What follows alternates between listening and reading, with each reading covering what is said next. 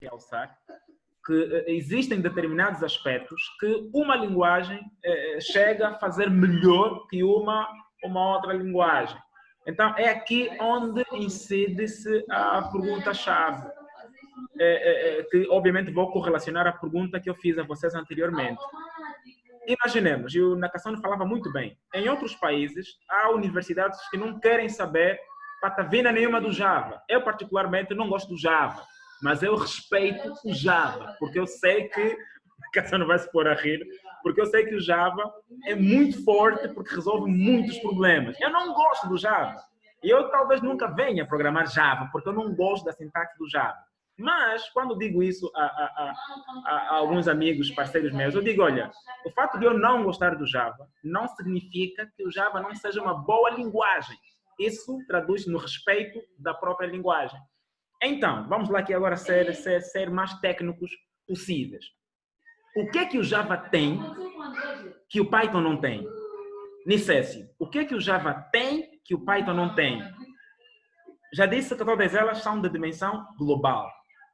Claro que cada uma tem sempre um campo de atuação bem mais específico, que uma resolve melhor que a outra. Isso entende-se. Razão pela qual as empresas hoje, e vou dar exemplo da empresa que está aqui a representar a SysVector, é uma empresa que usa multilinguagens. Usa o Java, usa a Golang, usa o PHP, usa o Python, o .NET. Tudo isso por quê? Porque eles perceberam que cada linguagem é forte e escolhem um ponto para incidir. Então, eu pergunto, o que é que o Java faz que o Python não faz? Nicésio, vamos lá. Resposta rápida, simples e coerente. O que é que o Java faz que o Python não faz? Pode parecer engraçado, né? As pessoas podem sorrir com a minha resposta, mas se calhar o que o Java tem, o Python não tem. Quem fala Python fala outras, se calhar é cunha, né? Se calhar é cunha. Se calhar é cunha, porque existem linguagens que fazem o que o Java faz e fazem de forma muito mais simples e rápida. E a Golang, por exemplo, é uma dessas linguagens. Perfeito. Sungo. Lembrar aqui que o Sungo, dentro de alguns minutos, vai ter que nos deixar, porque ele tem uma situação que ele já antecipou a semana passada. Ele tem uma situação que ele vai resolver, mas antes de ele sair, então, vai responder essa pergunta fechada, rápida. Sungo, o que é que o Java tem que o Python não tem? Complexidade. Complexidade. Ou seja, o Python é menos complexo que o Java. É menos complexo que o Java. Assim. É mais fácil aprender o Python do que o Java, porque o Java é uma linha de código em Python, são 10 linhas de código em Java. Perfeito. Se fosse reitor de uma universidade e fizesse parte do conselho científico, porque obviamente eu também sou professor, tirando o Catiano que não é, e nós sabemos que... Eu sugeriria o Python. Exatamente. Ou então... Sugeriria o Python para uma única... Digo assim, pelas vantagens que o Python apresenta hoje, não é? Perfeito. Hoje Python é utilizado em quase toda a indústria, não só desenvolvimento, como eletrônico, fala-se também de network, onde está se fazendo automatização de redes. Então, o Python está em tudo, data science, big data. Então, eu acho que o Python hoje é uma das linguagens todo mundo é obrigado a aprender. Perfeito, é o que o Sungo diz. Todos é obrigado a aprender. Porque eu vou aproveitar e explorar aqui o Sungo rápido, depois eu passo a palavra aos demais, porque ele já se vai ausentar e eu depois faço as mesmas perguntas aos demais convidados. E o último vai ser o Nakasone, porque sei que ele tem muito para falar do Java, uma vez que ele é amante do Java. Então, Sungo, se na sua empresa obrigassem a usarem o Java como linguagem default, como linguagem padrão, e os seus colegas, obviamente, dominam, eu estou aqui a supor, né, que os seus colegas dominem o Python, o que é que vocês fariam? Não apresentariam uma proposta a tentar explicar os motivos pelos quais o Python seria melhor para a adoção? Isso depende muito do empregado. Tu até podes apresentar essas propostas, né? Essas vantagens, se calhar, vai depender muito da decisão final do próprio empregador ou da própria organização. Perfeito. Eu vou perguntar aqui ao Fonseca. Muito obrigado, Sungo. Fonseca, Python, o que é que o Python tem? Ou melhor, o que é que o Java tem que o Python não tem? Ou melhor, se fizesse parte de um conselho científico, isso é o que se recomenda para a feitura de um programa, de um currículo de uma universidade, tem de ter um conselho científico para avaliar as condições, os prós e assim por diante. Se fizesse parte e fosse o responsável desse conselho científico, o que é que diria? Tivesse no quadro duas linguagens, o Java e o Python, o que é que apresentaria como responsável desse conselho? Essa é uma pergunta muito provocadora, porque acredito que Deus sabe que também eu sou uma das pessoas que aprende muito Java. Mas, respondendo diretamente à pergunta, olhando para aquilo que é a necessidade do mercado, a tendência, por visto que uma determinada instituição forma, né, homens para poderem resolver os problemas de que se enfrentam na sociedade, eu poderia optar por Python nesse momento, por aquilo que, portanto, é a sua progressão e a forma como tem sido utilizada para resolver diferentes ou determinados problemas. Mas ainda usaria em apontar para Java, por diferentes situações. Primeiro, tem a ver com os aspectos que já foram citados anteriormente, literatura, portanto, as condições em si da própria instituição, o conforto por parte... Ou seja, é muito difícil nos dias de hoje eu encontrar, por exemplo, 2 ou 3 programadores para a linguagem Python do que, portanto, comparando com a linguagem Java. Posso encontrar muito mais facilidade de encontrar profissionais que conseguem, de certa forma, lidar com a linguagem Java do que Python. Então, esse diferencial, de certa forma, contribui muito para a escolha ou não de uma outra determinada linguagem. Respondendo diretamente por experiência para aquilo que é, portanto, a visão de hoje, poderia optar por Python. Mas, olhando para aquilo que é a realidade e como é que os currículos funcionam, ainda poderia ficar por Java. Muito bem. O Catiano vai ser o último, pelas razões que depois eu vou apresentar. Vou passar agora para o Nakasone. Nakasone, atenção, eu estou a dizer isso porque eu conheço o Nakasone. Nakasone é um especialista em Java, ele é amante do Java, mas ele é alguém que não é doutrinário. Ele é do tipo que escolhe a linguagem para resolver aquilo que é mais indicado. Portanto, Nakasone, nessa posição como responsável de um conselho científico para uma universidade, tendo aí 3 linguagens, eu vou para si abrir 3 linguagens, o Java, Python e o PHP, qual delas você sugeria para fazer parte como linguagem padrão, se não a que mais dominaria no currículo de uma faculdade? É assim, como alguém que já traz alguns anos da academia, né, lecionando no caso, e igualmente de experiência nessa indústria do desenvolvimento de software, eu responderia, ou seja, a minha resposta é bastante diferente daquilo que pelo menos disseram os que me antecederam e se calhar a maior parte das pessoas diria. Eu não escolheria nenhuma linguagem específica como permanente. Isso é um simples fato. E o Delcio falou àquela hora que existem, apesar de todas essas linguagens que citou, acho que foram 4, serem de propósito genérico, temos sempre uma que resolve um dado problema, um específico problema melhor do que as outras. Exatamente. Então, essa é uma análise que é muito importante se fazer. Eu, por exemplo, para introdução à programação, se calhar eu iria para um .NET, iria para um VB sem orientação a objeto. Para orientação a objeto, iria para um Java. Para web, iria para um PHP. E assim sucessivamente, porque se formos pensar que não, o Python, por exemplo, como disse o Sumo, que resolve uma data de problemas hoje em dia e que nós sabemos que a indústria de software não usa o Python para todos esses aspectos e muitas das coisas que o Sumo falou, aliás, desde já o Python é mais velho do Java, bem antes do Java, e já resolve muitos problemas que o Java vem resolvendo nos últimos tempos. O Python já vem resolvendo há muito tempo, mas nem por isso o Python foi usado para isso. A popularidade do Python nos últimos anos tem mais a ver com data science, big data e companhias limitada. Porque tirando isso, o Python não é tido e achado para muitas outras coisas. Então, quando nós fechamos o escopo ou definimos uma tecnologia, uma linguagem de programação, aí é que nós estamos a ser religiosos, né? Exatamente. Dizia eu, desculpa, mais um minuto só para aqui terminar esse Sem raciocínio. problemas, sem problemas. Dizia que as universidades lá fora não querem, há universidades lá fora que não querem saber de Java nem hoje e nem no passado.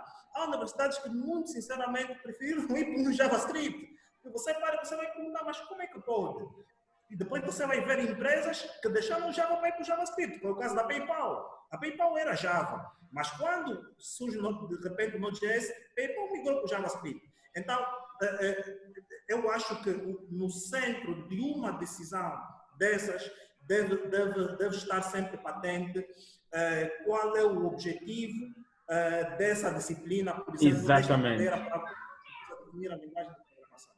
Exatamente. Agora vou passar para o Catiano. Eu vou aqui relacionar com o mundo corporativo. Catiano, aqui relacionando aqui com o mundo corporativo.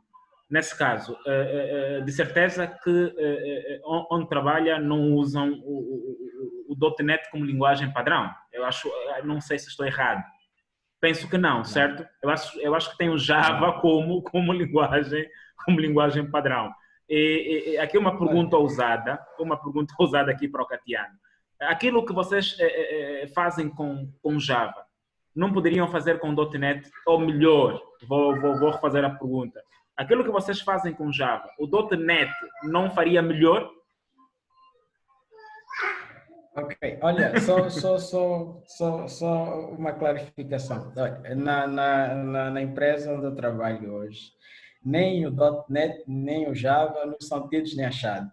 Perfeito. Nenhum dos dois é utilizado. A empresa, nesse preciso momento, está a adotar uma outra plataforma, está a adotar só agora uma plataforma para desenvolvimento que vai guiar todo o desenvolvimento para aplicações internas. Só agora é que está a adotar. E é uma plataforma, é o AutoSystem, que eu acho que alguns conhecem um bocado. E dentro desta, na verdade, é muito simples de se fazer o desenvolvimento aí, porque é arrastar, é o drop and down e tudo mais. Okay. E depois podes expandir ainda mais o desenvolvimento, colocando código porque ele é compatível ao C#. Eu acho que o Java também, mas o Java deve estar a ser descontinuado, já foi descontinuado, foi desligado do AutoSystem. Mas agora, há um ponto que eu queria muito poder falar, que é o seguinte. Dentre essas todas, tal como os colegas também que antecederam já disseram, selecionar uma das linguagens de programação a ser utilizada como linguagem padrão da corporação, existem muitos fatores e até um dos principais pontos que as empresas procuram é a maturação da própria linguagem, o suporte à própria linguagem e depois ser mais fácil quando ir para fora, né, poder contratar técnicos que venham substituir esses que fazem e para deixar a continuar as coisas no ar.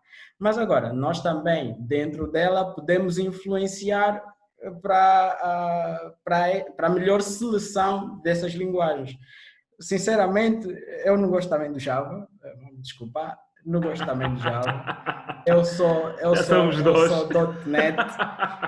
Eu sou .NET e um dos pontos que podemos fazer influenciar, por exemplo, eu não concordo na minha corporação, no caso onde eu trabalho, em dotarem o AutoSystem como uma plataforma para desenvolvimento.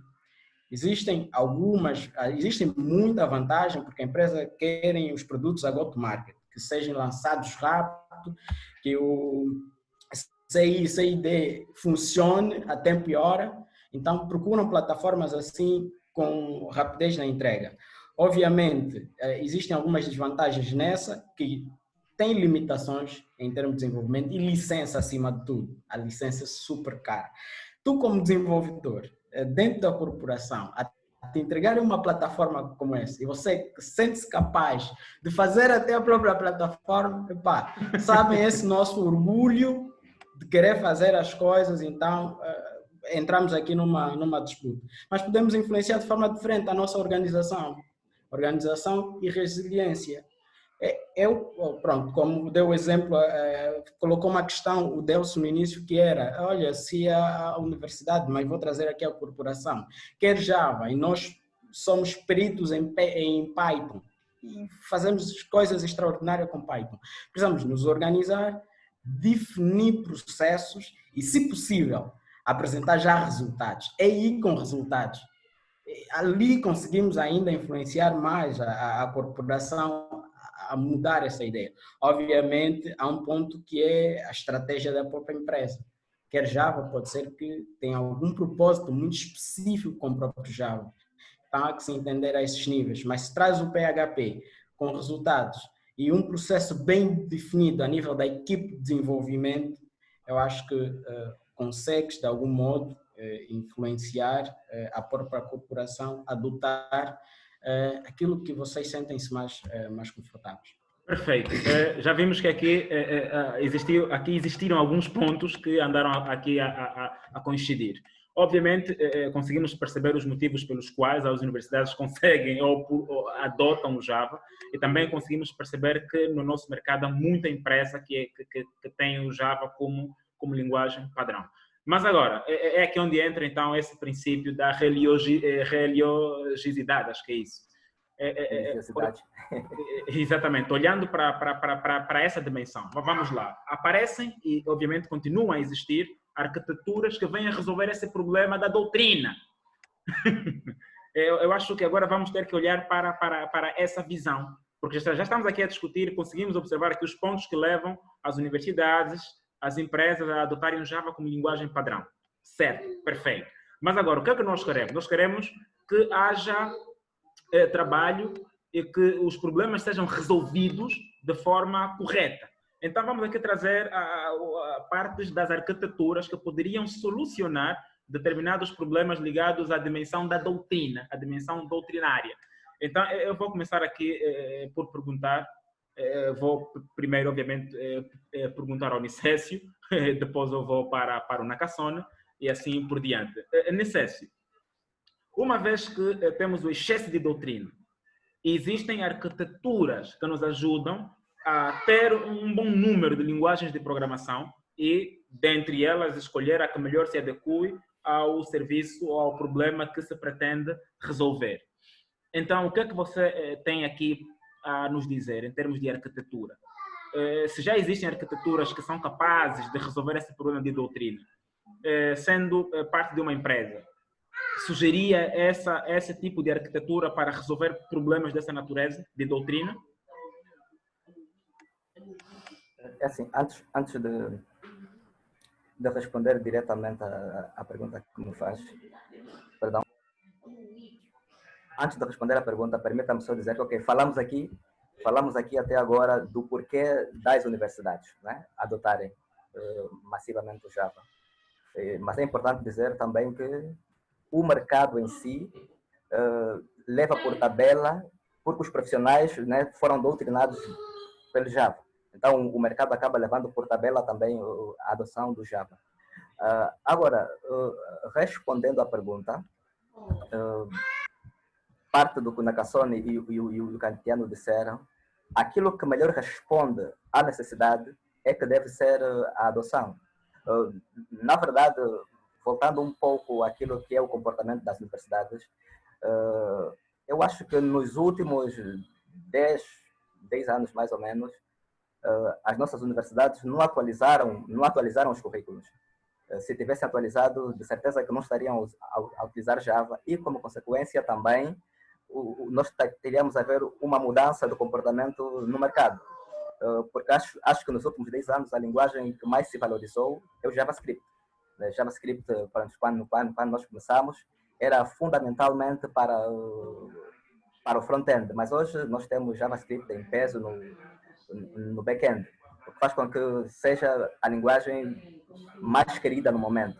E pronto, nós ainda não encontramos, em Angola pelo menos, nenhuma linguagem que adote o JavaScript como uma solução para o ensino.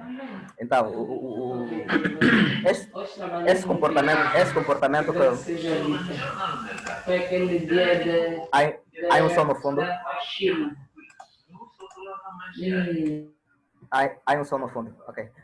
O comportamento que nós trazemos, por assim dizer, das universidades, acabamos levando também depois para o mercado de trabalho. Se as universidades começarem a adotar os seus estudantes de maior capacidade de análise e foco na resolução do problema, escolhendo as ferramentas, as tecnologias que melhor se adequem, de certo que vamos ter um comportamento diferente também no mercado. Logicamente, nós, para resolvermos um problema a nível empresarial, não podemos ter simplesmente uma linguagem como verdade absoluta, como doutrina, não. Temos que avaliar toda a solução, né? toda a necessidade, desde infraestrutura até outros aspectos, e ver o que tecnologia, que ferramentas melhor se adequam para resolver o problema. Então, nesse caso, o Unicef está-me a dizer que a arquitetura influencia. Porque insisto nessa pergunta, se uma empresa adota, por exemplo, o tipo de arquitetura de microserviços, por exemplo, há maior habilidade de se resolverem problemas usando várias tecnologias ou várias linguagens de programação ao mesmo tempo. Se uma empresa tem desenvolvedores em Java, .NET, PHP e Golang, se aparece um problema que precisa ser resolvido, obviamente poderão escolher a linguagem que melhor se adequa. Nesse caso aqui, o tipo de arquitetura e o conhecimento de multilinguagem ajudaria bastante, certo? Perfeitamente. Perfeito. Nakasone, concorda com isto? Não diria que discordo, mas o meu raciocínio, a minha forma de pensar não é muito por aí, porque primeiro vamos analisar aqui a própria questão da arquitetura, que sim influencia, mas microserviço não, na minha forma de ver, repito, porque tipo, o microserviço, na verdade, ele vem resolver um outro tipo de problema que enquadra-se também a construção de uma única plataforma, um único software, que, no final das contas, no back-end ou o stack de tecnologias é bastante diversificado. Mas, como eu disse há bem pouco tempo, a arquitetura, sim, nos permite, também não diria muito bem, satisfazer algumas doutrinas, mas sim ter uma diversidade de tecnologias. Se nós analisarmos, eu pelo menos sempre segui as grandes empresas no mundo da internet, falando especificamente da Google, e a Google é uma empresa que sempre usou diversas tecnologias. O motor de busca era Python, depois você tinha Mail e outras ferramentas que tinham muita componente gráfica que eram Java, e por aí afora, mas não é microserviço. Então, eu acho que se nós começarmos a pensar em que vamos resolver a questão de doutrina com microserviço, estamos aí para um caminho errado. Até porque eu acho que o ideal é nós matarmos essa mentalidade de doutrina, é matarmos esse pensamento, como o Caetano afirmou, o Deus afirma, não gostar de Java. Eu acho que esse pensamento é bastante prejudicial para um profissional, porque é muito simples. Vais para uma Google do passado, né, em que, como eu disse, o motor de busca Python, depois uma data de outras aplicações em Python, em Java. Você nunca sabe você pode parar. Então, quando começamos a ter esse sentimento de receio, de fobia, eu acho que estamos vamos começar a procurar exatamente solução para isso, e começamos agora aqui a pensar, vamos usar microserviço, ou vamos usar X, Y. Da minha forma de pensar, eu acho que não é o melhor caminho. Perfeito. Fonseca, o que é que você acha para tentar trazer diversidade em termos de linguagem de programação? Adotaria a arquitetura de microserviços ou aquilo que o Unicef e o Nakasone acabaram de dizer? Tentar verificar a melhor linguagem para resolver um determinado problema. Todavia, isso até certo ponto exigiria das equipas o conhecimento de múltiplas linguagens de programação. Então, o que tem a dizer sobre isso? Com relação a esse assunto, eu diria que, portanto, a opção de uma determinada arquitetura normalmente tem a ver com a possibilidade de obter maiores ou melhores resultados no desenvolvimento de um determinado sistema. E relacionando com aquilo que antecedeu o engenheiro Nakasone, diria que para as empresas tem uma visão muito contrária daquilo que são as universidades, muito embora para a universidade eu acredito que desde o pressuposto da utilização do conceito das arquiteturas clássicas, aquelas que de certa forma são mais usadas nas instituições para a resolução dos seus problemas, a ideia de certa forma é trazer uma visão múltipla, né? uma visão geral, e que de certa forma num momento adequado o profissional de certa forma saiba, não é, implementar qual das melhores vai servir para de certa forma a resolução de um determinado problema, muito embora as instituições de certa forma já tenham por hábito adotar uma determinada arquitetura para desenvolvimento das suas soluções e de certa forma isso casa-se portanto com a abordagem que os outros que me antecederam já referiram aqui. Perfeito. Então, eu penso que, de certa forma, o múltiplo domínio de linguagens poderá resolver essa dimensão de doutrina quanto às linguagens de programação. Eu vou simplesmente que me respondam sim ou não. Certo, Unicésio? Sim ou não? É o domínio de múltiplas linguagens. O domínio de múltiplas linguagens é uma sugestão, é uma solução para resolver o problema doutrinário? Sim ou não? Apenas perguntas fechadas, sem argumento. Sim ou não? Eu precisaria argumentar um pouquinho. Não necessariamente vai argumentar depois Okay. na terceira e última parte. Vai argumentar na terceira e última. Temos apenas 20 minutos, que é reservado para a terceira e última parte. Aí vai poder argumentar e os outros também vão poder argumentar. Sim ou não? Então vou dizer sim. Sim. Nakasone, sim ou não? O conhecimento de múltiplas linguagens como uma das soluções para pôr fim o regime de doutrina. Com certeza, sim. Perfeito. Catiano, conhecimento de múltiplas linguagens. Múltiplas linguagens é uma solução? Sim. Sim, perfeito. Sim. Fonseca. Plenamente de acordo, porque ao contrário estaríamos a alienejar um determinado especialista. Sim, concordo. Perfeito. Nós temos 18 minutos. Eu vou pedir a alguns convidados que façam algumas perguntas. O Walter Angolar levantou a mão. Tem exatamente um minuto para fazer a pergunta. Walter Angolar. Boa noite. Boa noite, sim. Eu ia focar a minha pergunta mais para o lado acadêmico. E visto que a realidade do mercado angolano, até onde eu saiba, Java não é a linguagem predominante do mercado a nível do sistema. E acho que a plataforma que mais domina é .NET.